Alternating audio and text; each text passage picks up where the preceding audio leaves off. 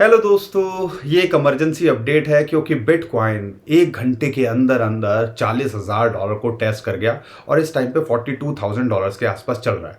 लेकिन ये एक बड़ा क्रैश सिर्फ बिटकॉइन नहीं, अगर बिटकॉइन 10% टूटा है तो ऑल्ट कॉइन्स वो है डबल टूटे हैं, यानी कि 20-20, 25-25% का गिरावट देखने को मिली और अभी थोड़ा रिकवर करते दिख रहे हैं। लेकिन आपको क्या यहाँ पे टेंशन लेने की ज़रूरत है और यहाँ पर ऐसा क्या न्यूज़ निकल के आई, क्योंकि सबसे बड़ी एक ही न्यूज़ चल रही है कि आजकल के अंदर तो बिटकॉइन के ईटीएफ आने हैं, क्या ईटीएफ रिजेक्ट तो नहीं हो गए। अब ये समझने के लिए अभी जो मैट्रिक्स पोर्ट उसकी एक आप कह लीजिए रिपोर्ट सामने निकल के आई है और उनका कहना है कि सारे के सारे bitcoin ETF security exchange commission यहाँ रिजेक्ट करने वाला है या कर सकता है और यहाँ पर बिटकॉइन का प्राइस 36 से 38,000 तक डंप कर सकता है। और यहाँ पर अपने जो लोग हैं उनको उन्होंने बोला है कि भैया आपको पुट ले लेने चाहिए। पुट मतलब यहाँ पर आप उम्मीद कर रहे हो कि मार्केट नीचे जाएगी, ऑप्शन खरीदने की बात कर रहे हैं, या डायरेक्टली शॉर्ट कर दो। अब यहाँ पर ये सिर्फ एक रिपोर्ट की वजह से और ब्लूमबर्ग के जो एनालिस्ट हैं उन्होंने भी बोला था कि स्लिम चांस है। देखो, मैट्रिक्स पोर्ट ने भी रेयर ही बोला है और ये जो ब्लूमबर्ग के जो एनालिस्ट हैं उन्होंने भी बोला था कि रेयर, बहुत स्लिम चांस है कि बिटकॉइन ईटीएफ हमें रिजेक्ट होते दिखें या यहाँ पर आगे डिले होते दिखें। लेकिन मार्केट के अंदर तो ऐसा पैनिक बना दिया जैसे कि बिटकॉइन ईटीएफ रिजेक्ट हो रहे हैं। लेकिन यहाँ पर आपको समझने वाली बात है, सिक्योरिटी एक्सचेंज कमीशन की तरफ से या किसी एप्लीकेंट की तरफ से कोई ऐसी न्यूज़ नहीं है कि रिजेक्ट हो रहे हैं।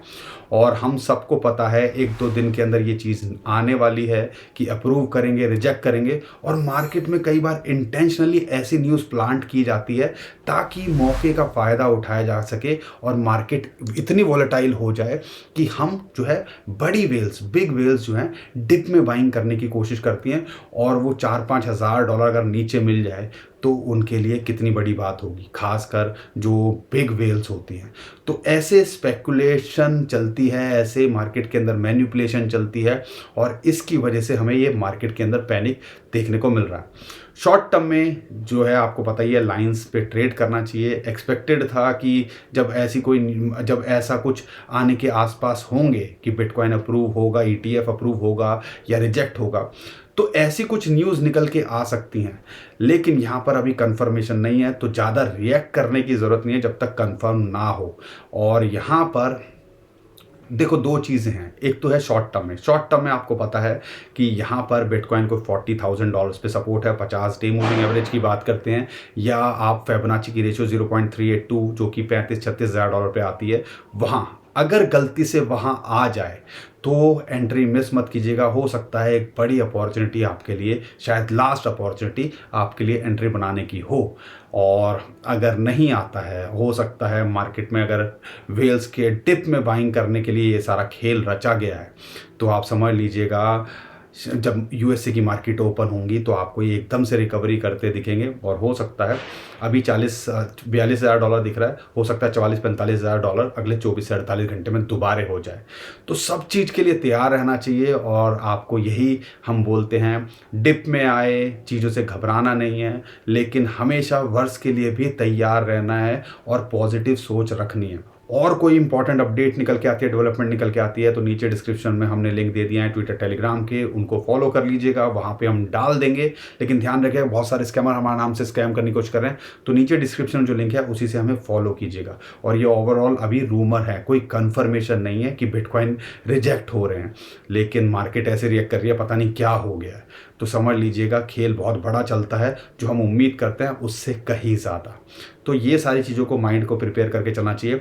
और जितने भी बड़े कॉइन्स हैं अच्छे खासे डिप में 20-20% पे मिल रहे हैं, तो उन पे आप नज़र बना के रखिएगा। खासकर इथीरियम की बात करता हूँ, डॉट की बात करता हूँ, या दूसरे और डॉज की बात करता हूँ, XRP की बात करता हूँ।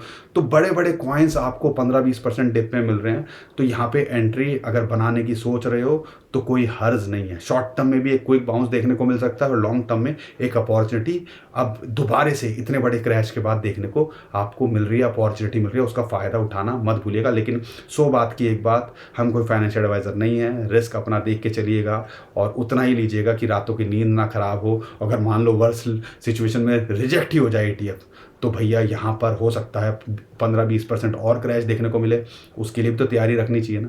तो ये सारी चीज़ों को आपको दिमाग में लेके चलना है।